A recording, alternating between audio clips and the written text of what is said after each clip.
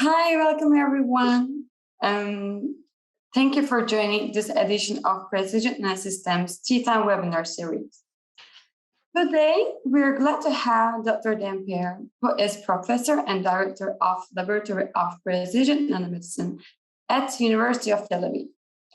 Today, Dan will talk about RNA therapeutics going beyond the liver. And just an overview on Precision Nanosystems EMEA team. And if you do have any questions, please feel free to reach us out. So here myself, I am based in France, and we have Jürgen and Martin are based in Germany. And then we have AJ, Suha, Richard, and Edward are based in the UK. And so thank you very much for joining us. And now I hand it over to Dan. Thank you so much for the kind invitation. So I want to start again by thanking Precision Nanosystems because using their fantastic instrumentation, we can make very interesting science. So you all know the central dogma of biology. We start with DNA, then we have RNA, and just to give you an example, this is a type of I would say, understanding that we need to learn from somebody who is a little bit smarter, or this is the difference. And of course, we have proteins at the end. And looking at them, there are many organs that we want to target. And it's really, really not a simple task. This is another example of DNA versus RNA, as you can see here, double strand and single strand. So it's very challenging to target specific organs and then specific cell types. In terms of disease, there are different types of proteins related issues. Non- and over-functional proteins, toxic proteins, too much of a protein, or too little of a protein. And from a therapeutic approach standpoint, the dogma of DNA, RNA, and protein has been challenged in the past almost 40 years. Today, we're going to focus on RNA. And we're going to talk about the ability to silence genes, to activate genes, to edit them, and also to replace them.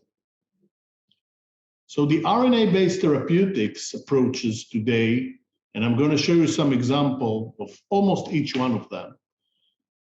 You can either silence a gene or activate or edit or replace. For silencing, we mostly use siRNAs or LNAs or shRNAs or DICES substrates that are short. To activate, we mostly use mRNA or self-amplifying RNA, maybe circular RNAs. And to edit gene, we use different approach of genome editing. Probably the most famous one is the CRISPR-Cas9 system. And so the challenge in RNA therapeutics from the delivery standpoint is itself. In terms of requirement, we need efficient RNA encapsulation, evading clearance mechanism, avoiding toxicity, immune activation.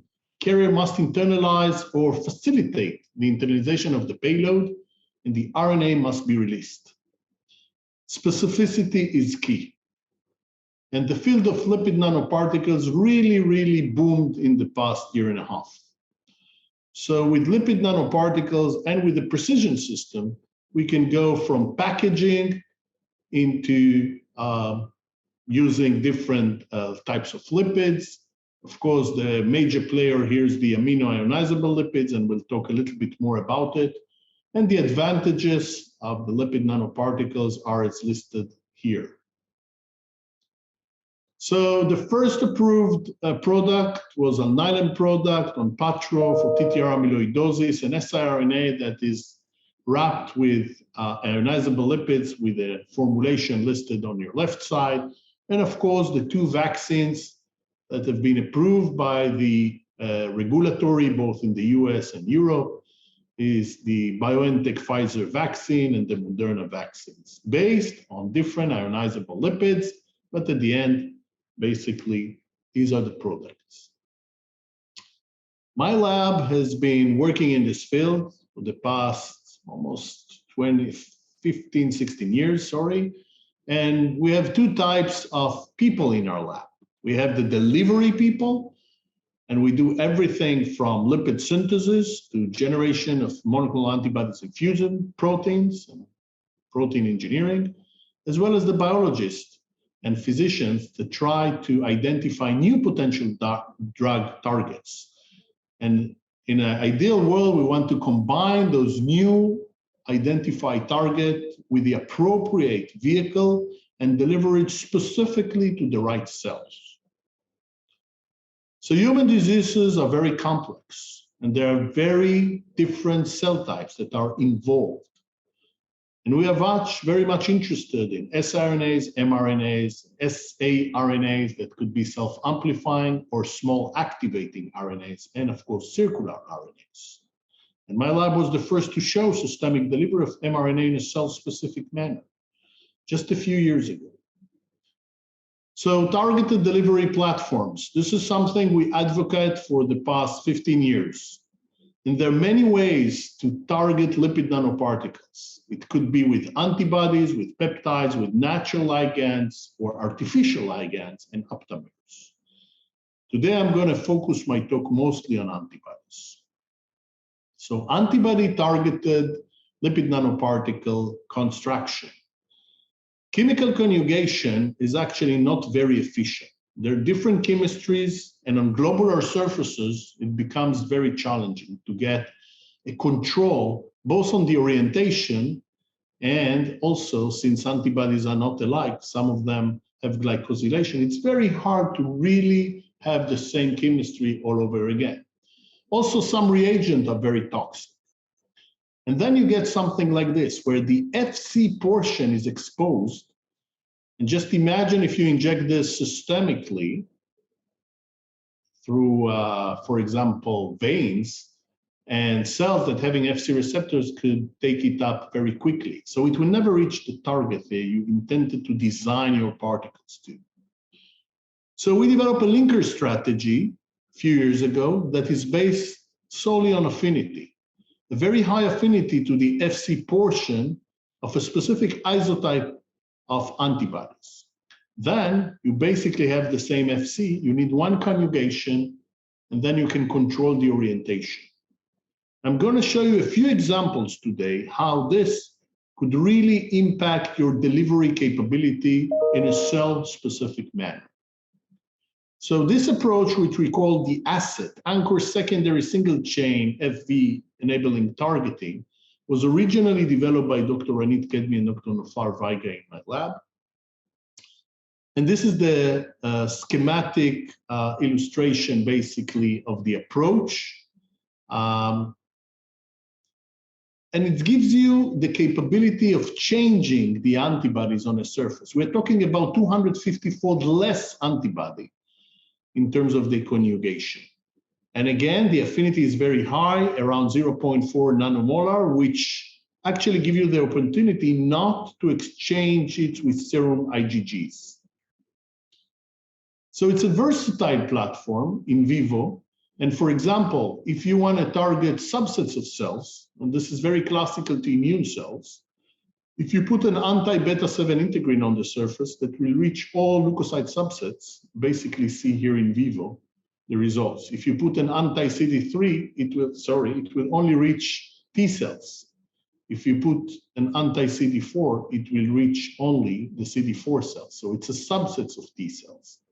And CD25 is a subset of CD4 cells. So you have a very, very specific way to reach the right cells. Now the question is it therapeutically relevant? So my lab has been investigating hematological malignancies, solid tumors, inflammation, viral infection, and genetic disorders, mostly all related to leukocytes-related disease. And these are some examples that we work in our lab. And I'm going to give you some examples today because we don't have a lot of time. An example of mantle cell lymphoma, an example of ovarian cancer and glioma, GBM, and an example of colitis.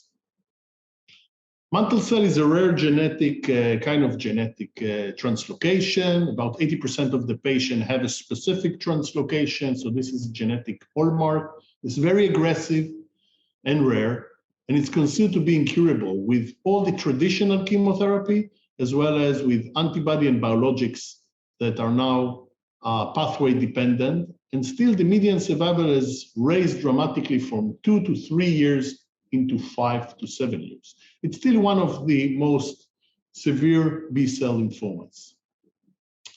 I'm going to show you that, for example, as a therapeutic approach, you can silence a gene. A gene of interest, for example, is polo-kinase 1. It's a cell cycle regulator between the G2 and M. And the target cells that we chose were a beta-1 integrin or CD29 expressing cells. And this is just a survival experiment showing you that there is a delay, a shift in the median survival between control, non-treated or PBS-treated, isotype control having siRNAs with PLK1, or an anti-CD29 with siRNA against PLK1. So the targeted one, as you can see, there is a dramatic delay here, although it's a very aggressive model. So in this sense, it seems that this therapeutic approach for mantle cell lymphoma has merits. I'm going to talk a little bit on inflammatory bowel diseases. Another option, which we recently showed, if you have chronic inflammation of the GI tract, for example, ulcerative colitis or Crohn's disease, the current treatment are mostly anti-inflammatory drugs and immune system suppressors and surgery. Another therapeutic approach that I'm going to propose here related to silencing, the target gene is interferon gamma, and the target cells are cells having a conformational sensitive receptor that change its conformation. We're talking about tiny, tiny subsets of cells. And behind this approach was Dr. Niels Dams, and basically he built a very interesting modality. So we all know that leukocytes interact with endothelial cells. They have in the process, there are 4 stages: the tethering, the rolling, the activation, and the rest. And we are very much interested in one of the integrins, the alpha-4 beta-7, which basically it's a homing receptor for leukocytes that home to the gut. The natural ligand is MEDICAM-1. So we already know that those receptors undergo conformational changes from the low affinity to the high affinity conformation when they get the right signal, for example, CCL25. Then they undergo an inside-out signaling event that opens the integrin for the natural ligand. And in a paper we recently published, we basically took 2 domains out of the complete MEDICAM-1, domain 1 and 2, and fused them in one transcript to an FC portion. Then, of course, it can bind to our linker. So just to show you that this is actually very effective and very, very selective, okay, in colitis models, it could be a DSS colitis or in an IL-10 knockout, we get a very, very tiny population, only in the mesenchymal lymph node of the colitis model, colitis mice. We're talking about less than 15% that are silenced, and this is a panleukocyte marker, CD45. Okay, so it's very, very selective. And one of the questions is, can we do something with this? Is it therapeutically relevant? What can we do? For example, we can use this for molecular imaging. And this work was done in collaboration with Alan Packard and Jason Darling at Harvard Medical School, in Boston Children's Hospital. And you can actually track those very, very tiny early events of homing into the gut. So we can definitely see those. This is a mutated version of the ligand, so you cannot really see. Everything goes to the liver, but here you can see small amount of leukocytes that are homing to the gut.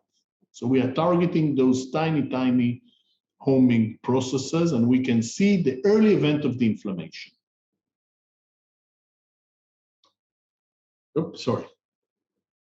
And then we injected therapeutically a target. In this case, as I mentioned, it was interferon gamma. It has some rationale, and you can read it more in the manuscript. But I want to show you just interesting data. For example, interferon gamma level in the mice treated, and each dot here is a mouse, each triangle is a mouse. So if we put an interferon gamma siRNA, and with the targeting moiety, you can see we reduces dramatically compared to the diseased mouse. This is the interferon gamma level. This is anti-TNF antibody. But look at the level of for example, anti-TNF. So this is a very good antibody that is used in the clinic. This is the mouse version. This is what you get when you target a tiny subsets of cells, tiny, only in the mesenchymal lymph node.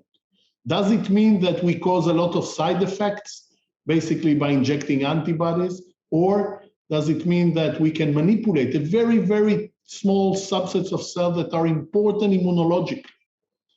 That's a question that we're trying to figure out as we speak. So in this sense, it also seems to be an interesting target. So you can silence a gene, but you can have an alternative approach. You can upregulate a gene. You can activate a gene. And a gene of interest was interleukin-10, an anti-inflammatory interleukin. And the target cells were inflammatory leukocytes expressing the Ly6C. And again, this is a very simple experiment by which you can, what's going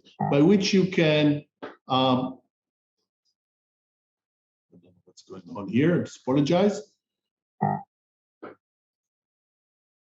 By which you can inject those targeted IL-10 expressing particle. They go to the cells that are inflammatory leukocytes, and the IL-10 is being expressed, released outside, and then influence the gut microenvironment. And in many parameters, we did this in a DSS-induced colitis model, you can actually see it works very well. So this is just an example, the colon length on your right side. You can see the DSS colon is quite large, the healthy one is higher, and you can see our targeted IL-10 is not as good as the healthy one, but it's getting there, and also from an histology standpoint. So this is a very good approach as well. So alternatively, you can activate the gene. I just show you two examples, okay, how we can manipulate leukocytes by silencing genes in a very specific targeting approach, or we can activate them using mRNA. Now let's talk a little bit about genome editing. And this was the first paper published in a cell-specific manner using genome editing in cancer just a year ago. Behind this paper were Daniel Rosenblum and Anna Gutkin, two former PhD students of mine.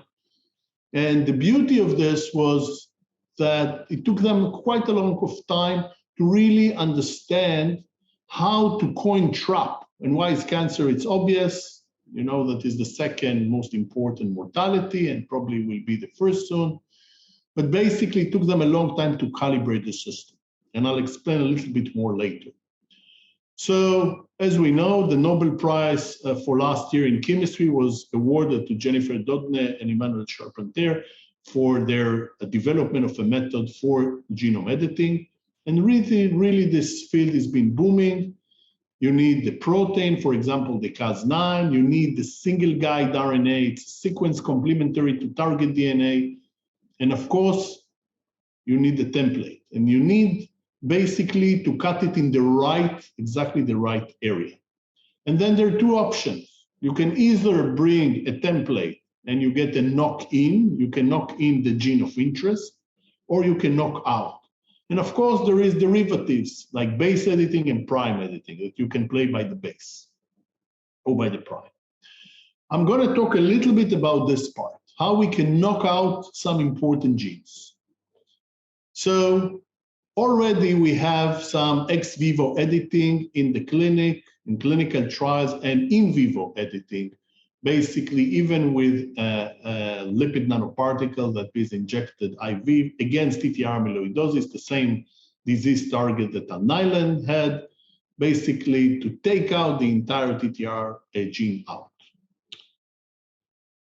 So for this, you will need the two compounds together. You need Cas9, you need a single guide RNA. And you can do it in a form of a protein with a single guide RNA. You can do it in a form of a plasmid that encodes for the Cas9, or you can do it with an mRNA approach for producing the Cas9 protein with a single guide RNA. And this was a big challenge of Daniel and Anna. The Cas9 nuclease is around 4,600 base. And of course, the single guide is about 120.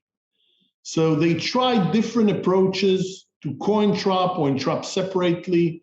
And they found that actually you need more single guide in the cell. It's all about kinetics. So until the protein is being produced, unfortunately, the guide has been degraded.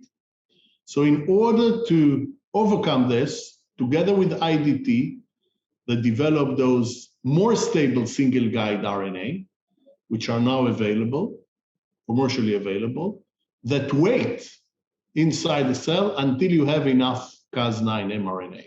So this is a very important point, because without this, we cannot really get very high efficiency. And this is the potential mechanism by which they enter the cell. The Cas9 is being translated while the guide RNA is waiting. So this waiting time before we have this Cas9 and guide RNA complex that enter the nucleus, basically the waiting time is super important. And those guide needs to be more stable. So how we construct those LNPs? So originally we started with the gold standard, the DILIM MC3 DMA, that was very good for siRNA. But siRNA, as we all know, is small. It's about 20 to 24 MERS or 21 MERS. And if you want now to put an mRNA for 4,600, it becomes a bit of a challenge. So a few years ago, we developed novel lipids, for example, these. And we screened them for the ability to take up those large payloads together with guide RNAs. This is an experiment we done on a non-human primate, just to give you a sense what's happened when you inject those formulation that is nylon formulation into non-human primate in a very high dose. And what happened if you inject our lipids? Here, for example, we call it EA2. You see much less liver enzyme release. So again, I'm going back. We created the filter. And the filter, in order to pass the filter, you have to look at the percentage of GFP positive cells. You also can see here that the MC3, although it's a good formulation in terms of the size distribution, the PDI, the ability to entrap RNA, the problem is it doesn't work very well in terms of getting a low percentage of GFP, basically doing the job that you want. So we screen a few lipids, and we ended up with one lipid that we're very happy with. With this lipid, we continue in two tumor models. One is a murine aggressive GBM, and the other one is a human metastatic ovarian adenocarcinoma. Let's talk about the first one first. So GBM, as you know, we did it with Dinura Friedman, who's an expert on GBM. It's a grade 4 tumor arise from glial cells. It's the most aggressive brain tumor, and usually the survival rate is about 15 months since the diagnosis, and the 5-year survival is less than 3%. So it's a very aggressive tumor. So this is just an example to show you in vitro how we can block, how we can take out the PLK1, the sporo-like kinase 1. We can block the cell cycle. In terms of genome editing, we get 85% in vitro. Cell cycle arrest is 3-fold better. And cell death, as a consequence, is 5-fold better. And then we basically went to do exactly the same experiment in vivo. We stereotactically implant the cells having either GFP and M-cherry, GFP, M-cherry, and luciferase. And then 2 days later, we gave them a single guide RNA, very tiny amount, about 0.05 milligram per kilogram body, so 50 microgram, 0.05 microgram, so almost homeopathic, I'm sorry. And basically what you get here is in vivo genome editing locally of 75%, and the genome editing of PLK1 was 70%. So we took both the gene of interest, which is polo-like kinase, or a control, which is GFP, because those cells expressing GFP. We also repeated this just to make sure that what we get is real cell death, and this is Caspase-3 staining. You can see that only in the single guide PLK1 particle there is a good staining. In the single guide GFP, there is nothing, just background, as well as in the mock, which means that they're both apoptosis induced in vivo with this, and we also see they're spreading. Okay, so this is a schematic experimental design of those cells. It's 005 GFP luciferase expressing cells. We stereotactically injected them, and then a single injection into the brain of either PBS, single guide GFP with CRISPR LNPs, or single guide PLK1 with CRISPR. So the GFP, of course, is the control, the PLK1 is the target, and we follow up for 60 days. And what we have seen is, and this is a big experiment, 15 mice per group, basically we have seen that we get a median survival increase by 50%, the overall survival by 30%. You can see and appreciate the small tumors that are in the brain, as seen here through the IVIS. And then another example of human metastatic ovarian cancer. And again, ovarian, very serious problem, highly metastasized. If it's diagnosed early, it's 93% overall survival. Unfortunately, 80% of the patients are diagnosed very late, and the survival is around 40% after 5 years. In vitro work on OVCAR8, which is a human cell line, gave us 91% genome editing at the right place, cell cycle arrest 4-fold in the controls, and then consequences to this, the cell death was 10-fold higher. We're very positive about this to go in vivo, and in fact, we also show this. Sorry, before that, I just want to say that we use a metastatic model, but you inject the cells intraperitoneal, those cells expressing epidermal growth factor receptor, EGFR, highly expressed, and the tumors are metastasizing. So we use here basically 4 treatments. We entrap the Cas9 mRNA together with single guide RNA, and we had 2 versions of the asset. One has an isotype control on the surface, and the other one has an anti-EGFR, a targeting moiety. And so we injected labeled particle either with isotype control or with the targeted version, IP, and 4 hours later, we actually looked at the expression of M-cherry, which are the tumors, as well as the Cy5, which are the one that we have. And you can appreciate that the targeted version are going to the right cells compared to the isotype controls.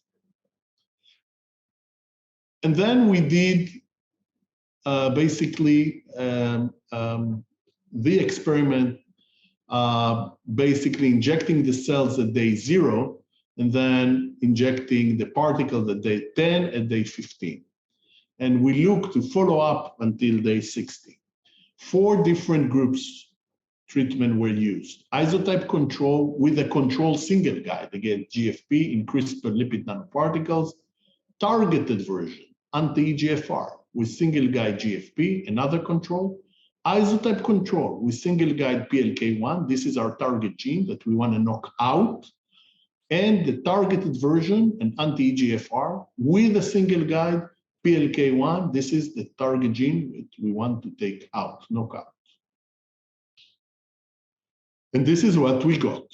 So 7 weeks later, you can see that the targeted single guide PLK1 has much less metastasis compared to the other controls. In terms of genome editing in vivo, we get 80%. In terms of the overall survival, 80%. And this is stellar in our sense.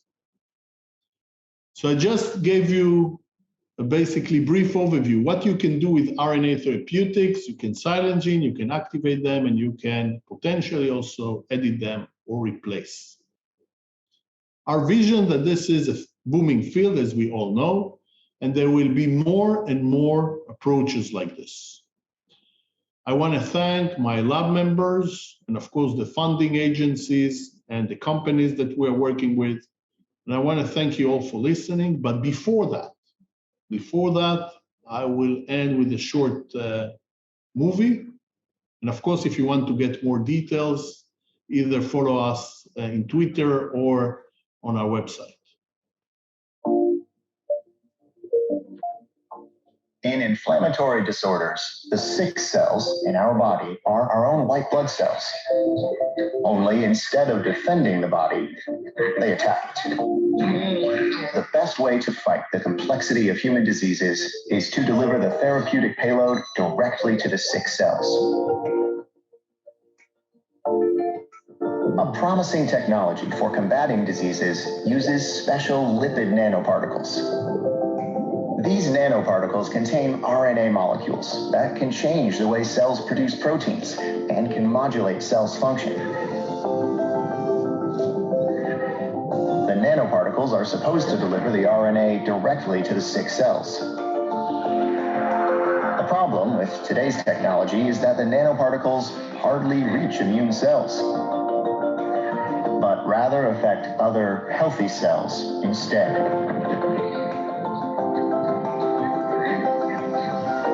We at the Air Lab have developed a new platform called ASSET that can send RNA nanoparticles selectively to the correct cells. While existing methods of connecting nanoparticles to antibodies are extremely complicated, the Air Lab's method is a matter of simply mixing two solutions. And the nanoparticles are decorated with an ASSET linker, which then binds the antibodies. Each type of antibody knows to attach to a very specific type of cell. So when they decorate the nanoparticle, they will direct it only to the targeted cells.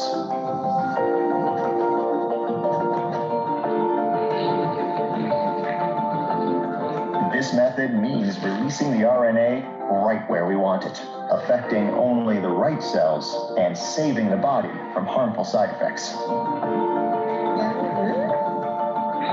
ASSET nanoparticles are a novel strategy to fight against inflammatory diseases and even cancer. And this time, it's personalized.